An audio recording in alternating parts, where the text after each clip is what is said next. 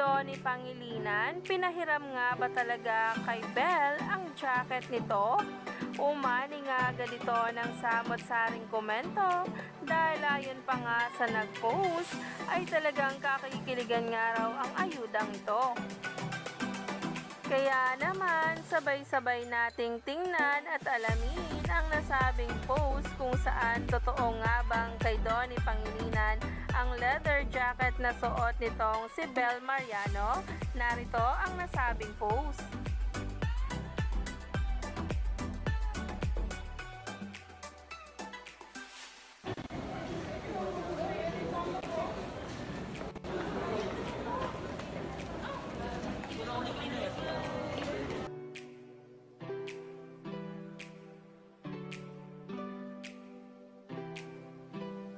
Hindi talaga maitatanggi ang pagka-sweet nito kay Belle Mariano ni Donnie Pangilinan dahil siguro nakita nga niyang nilalamig ay binigay niya at pinahiram muna ang leather jacket.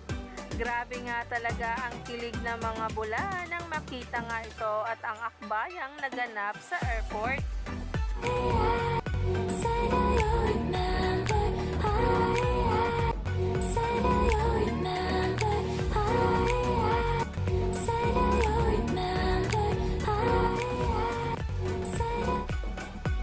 Kaya naman, stay tuned lang tayo for more updates tungkol mismo kay Donnie Pangilinan at Belle Mariano sa mga susunod na araw.